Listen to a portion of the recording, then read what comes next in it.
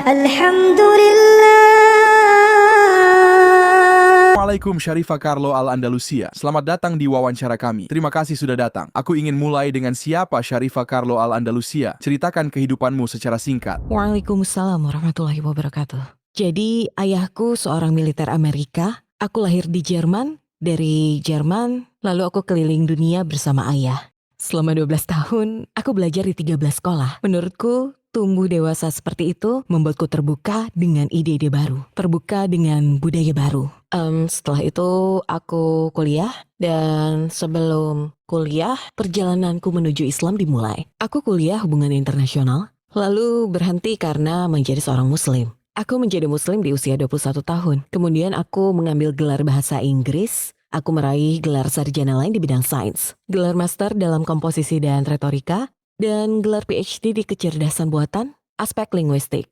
Aku juga mendalami studi Hijaz dan Islam agar dapat mengajarkan Islam, dan pada dasarnya, bekerja di universitas, berdakwah, itulah keseharianku. Bagaimana kehidupan beragamamu dulu? Apa yang kamu yakini? Aku dibesarkan sebagai Katolik. Ayahku seorang Baptis Selatan, ibuku seorang Katolik, agar mereka bisa menikah. Ayah harus setuju membesarkan kami sebagai Katolik. Begitulah aku tumbuh dewasa.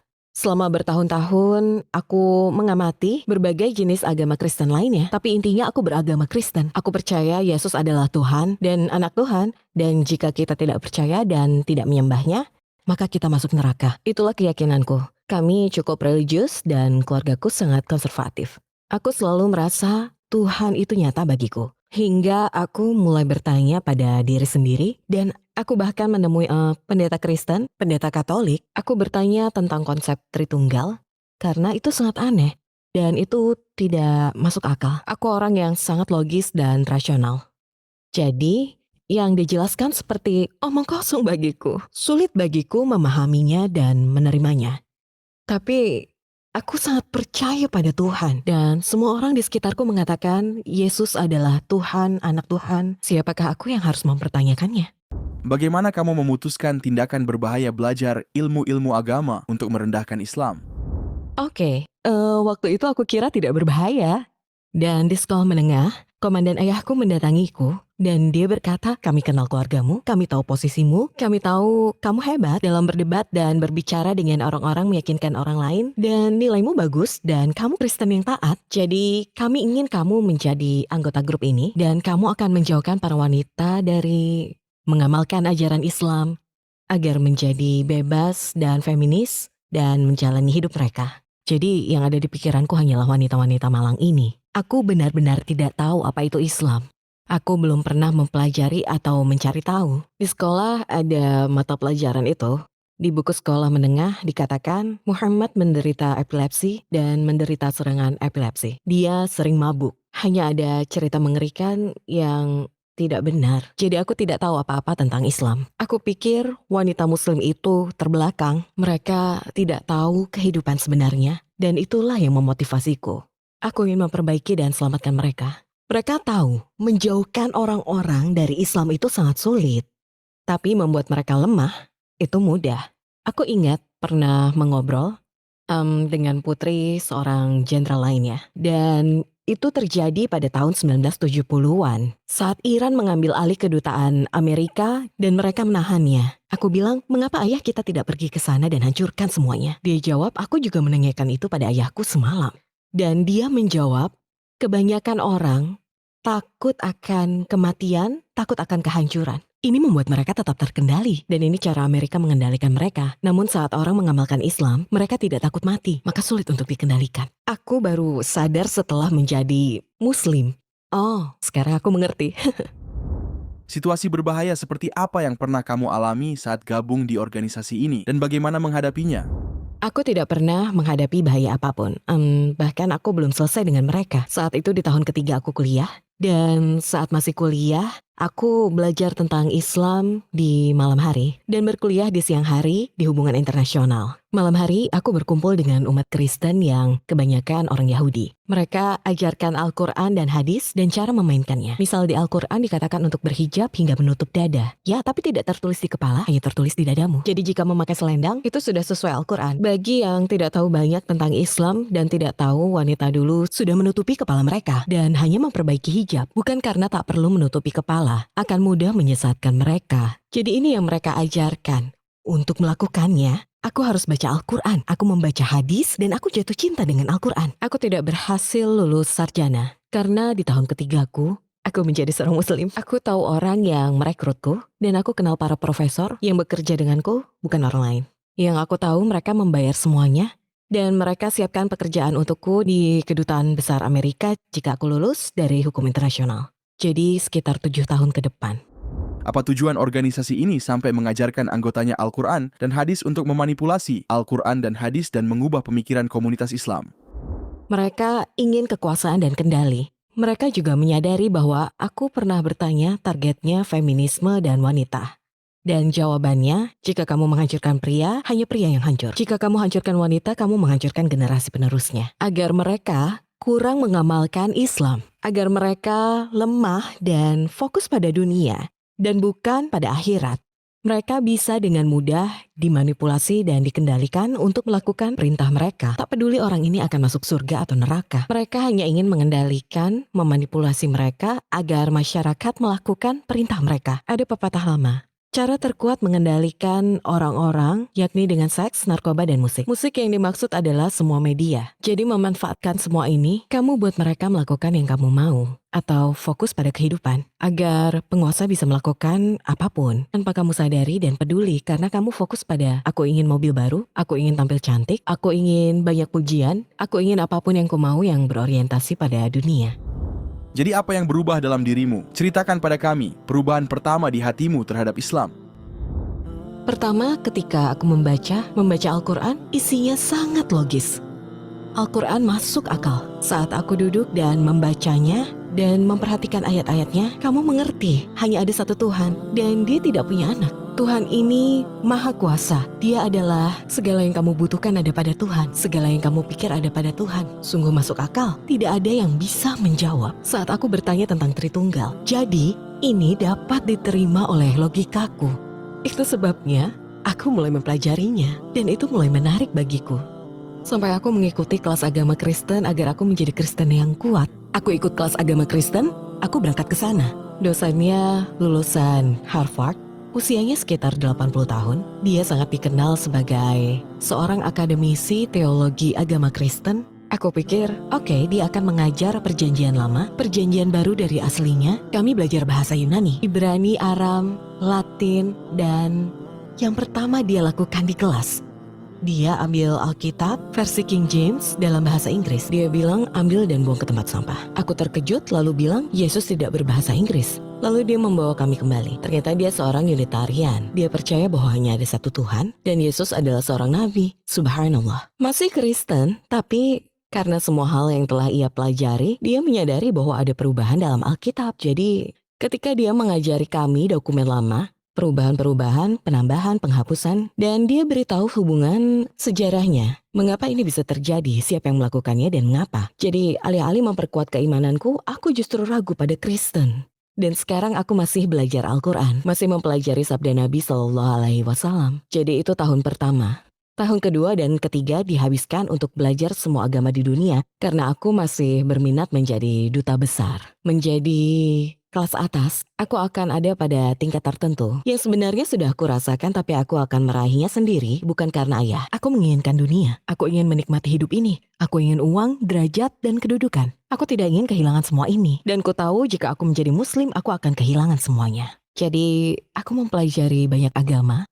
Akhirnya, aku menyadari tidak ada jalan lain. Islam adalah kebenaran.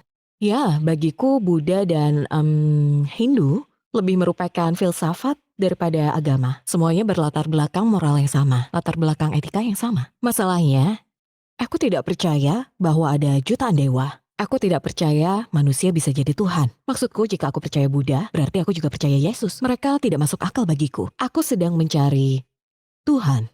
Siapa Tuhan? Apa yang Dia inginkan dari kita? Jika aku pindah dari agama Kristen, maka harus memberiku lebih, bukan kurang. Salah satu yang suka aku lakukan adalah ketika mengajarkan Islam, aku tidak hanya bilang Allah berfirman dan Rasul bersabda. Itu sudah sangat jelas. Allah berfirman demikian, Rasul bersabda demikian.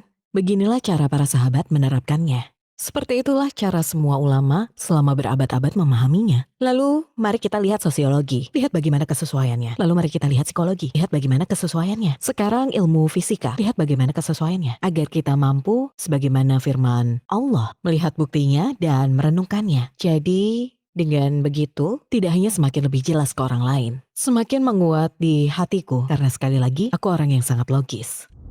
Setelah mempelajari agama lain bertahun-tahun, kamu berusaha agar tidak masuk Islam. Apa yang mengubah pikiranmu dan akhirnya masuk Islam? Kira-kira seminggu, aku tidak ingat karena sudah lama sekali, tepatnya beberapa hari. Namun seminggu sebelum aku memeluk atau kembali ke Islam, aku bermimpi, berlari, ketakutan. Ada yang mengejarku dan itu jahat. Aku tidak bisa melihatnya, hanya mendengarnya. Dan aku tahu dia mengejarku, dan dia jahat dan ingin menghancurkanku. Aku bangun ketakutan. Saat itu, aku memohon. Aku berkata, ya Tuhan, Yesus, Muhammad, Buddha, siapapun engkau, aku ingin tahu yang sebenarnya. Aku perlu tahu siapa engkau. Sebelumnya, aku membaca dan belajar agar tidak menjadi seorang muslim. Karena aku cinta Al-Quran tapi tidak ingin Islam, karena akan menggagalkan segalanya. Setelah mimpi itu, aku ingin tahu kebenarannya. Jadi niatku berubah total. Saat itu terjadi, dalam waktu seminggu, aku mendapat telepon dari seorang mahasiswa di kampus. Bagaimana dia tahu nomorku hanya Allah yang tahu. Dia bilang, karena aku biasa menanyai orang, yang aku temui orang muslim. Dia berkata padaku ada sekelompok orang di sini. Mereka berkeliling Amerika. Dan aku ceritakan tentangmu, mereka ingin bertemu denganmu. Aku setuju untuk bertemu mereka. Masya Allah, pria itu namanya Namatullah. Usianya lebih dari 80 tahun. Jenggot putih besar, tidak ada rambut hitam sama sekali, hanya berambut putih, tapi sangat cerdas. Dan aku bertanya, dan dia memberitahuku, tidak dalam Alkitab mereka mengubah ini. Tidak, ini sebenarnya ditambahkan dan sebagainya. Seperti yang dikatakan oleh dosenku. Setelah itu, aku mengerti. Kebenaran ini tak bisa kusangkal. Terus menyangkalnya. Dan sekarang masuk akal dan logis. Dan itulah yang meyakinkanku saat itu. Aku putuskan, jika aku Yahudi, ketika Isa alaihissalam datang, aku pasti akan menerima Isa alaihissalam. Jadi mengapa aku menyangkal Muhammad? Meski harus menyerahkan hidupku, memang tidak mudah dan sejujurnya aku yakin Allah memberiku kekuatan karena aku dulu anak manja. Aku anak yang suka merengek pada ayah, ingin ini, ingin itu, dan akan diberikan uang untuk membelinya. Bukanlah keputusan yang mudah, tapi bagaimana bisa aku menyangkal kebenaran ini? Jadi, tidak semua dalam Islam bisa aku jelaskan. Namun Allah terus menunjukkan padaku untuk membuatku lebih kuat. Allah pasti akan berikan yang kamu butuhkan saat kamu butuh. Bisa tolong ceritakan saat kamu bersyahadat, apa yang kamu rasakan? Di penghujung malam, saat itu fajar, karena Syekh berkata kepadaku, kita harus sholat. Aku berada di sana sepanjang malam berdebat dengan pria tua ini. Semoga Allah memberinya surga Firdaus. Dia berkata kita harus sholat, tapi aku mengajakmu menjadi seorang muslim. Kata-kata ini sangat kuat bagiku, karena tidak ada yang pernah mengajakku jadi muslim. Meskipun aku sudah memikirkannya, tidak pernah ada yang mengajakku. Tidak ada yang benar-benar mengajakku menjadi seorang muslim. Saat dia mengucapkannya, hatiku seperti inilah yang kuinginkan dan kubutuhkan. Jadi alhamdulillah aku menjawab iya. Saat aku bersyahadat, aku merasakan yang belum pernah aku rasakan. Saat aku mengucap asyhadu alla ilaha illallah, rasanya seperti ada sesuatu yang berat di dadaku yang telah diangkat. Aku benar-benar seolah ini pertama kali di hidupku aku bisa bernafas. Bertahun-tahun kemudian, aku membaca ayat Al-Quran yang membahas orang-orang non-muslim atau tidak beriman, dada mereka seperti menyempit, seperti orang naik gunung. Aku sungguh gembira. Aku seperti terbebas, akhirnya menemukan tempat yang aku butuhkan. Aku menemukan siapa dan apa yang aku butuhkan. Dan aku merasa seperti spiritual yang tinggi. Aku pulang ke apartemenku. Aku hubungi ayahku yang ada di Jerman. Aku bilang aku seorang muslim. Dia bilang, apakah kamu gila? Kamu terkena pencucian otak? Ada apa denganmu? Dia tidak senang tentu saja dan dia bilang, cukup, aku akan belikan tiket. Besok terbanglah ke Jerman. Aku bilang aku tidak mau. Aku bilang aku tak bisa menyangkalnya. Inilah kebenarannya, aku tidak bisa menyangkal. Dia benar-benar mengirimkan tiket padaku. Dikirim ke rumah keesokan harinya. Dan dia berkata, jika kamu menolak, kamu bukan putriku lagi. Bagiku kamu sudah mati. Dan demi Allah, hanya karena Allah, sehingga aku bisa bertahan karena aku sangat dekat dengan keluarga. Namun, hanya karena Allah, karena aku lemah. Aku tahu bukan orang yang kuat, tapi Allah memberikan yang kamu butuhkan. Keluargaku pada dasarnya patuh pada ucapan ayah. Aku ditinggalkan, aku dikeluarkan dari kampus, aku ditelantarkan. Alhamdulillahirrabbilalamin. Tahu aku anak nakal dan manja. Aku punya mobil Camaro merah cherry dan masih baru. Aku menjualnya dan hidup dari itu selama tahun berikutnya. Karena aku tidak bekerja, kuliahku tidak selesai, ayahku tidak mengakuiku, saudara-saudariku, bibiku, kami tidak berhubungan lagi. Terlebih lagi, subhanallah, entah siapa ada di saat aku terpuruk. Aku tak pernah bercerita tentang masalahku. Tidak pernah cerita, keluargaku tidak mengakuiku. Tapi saat aku turun menuju kotak suratku, aku tinggal di atas. Aku kadang menemukan amplop berisi uang. Aku tidak tahu dari mana asalnya. Aku berasumsi komunitas muslim mungkin berpikir wanita ini membutuhkan bantuan. Sampai sekarang aku tak tahu siapa yang memberikannya. Tapi alhamdulillahirrabbilalamin. Sungguh sangat membantuku. Mengapa kamu dikeluarkan dari universitas? Saat aku menjadi muslim, aku langsung berhijab. Begitu dosen melihatku, dia bilang, apa yang kamu lakukan? Aku bilang, jika aku seorang muslim. Dia bilang, kamu sadar telah kehilangan segalanya. Jadi, mereka mengeluarkanku. Pada dasarnya orang-orang ini mengendalikan universitas. Mereka, organisasi itu, orang-orang yang ada di dalamnya. Mereka menjabat sebagai dekan, presiden, dan semacamnya. Dan dekan kampusku berkata, ikut kelasnya, lanjutkan kelasmu, aku jamin kamu mendapat nilai F. Aku tidak tahu harus berbuat apa dan aku tahu dia bisa melakukannya. Kelas terakhir yang aku ikuti, semuanya belajar mandiri. Hanya tinggal bagian terakhir dari pendidikanku. Dan jika aku tidak ikut, aku tidak akan bisa lulus.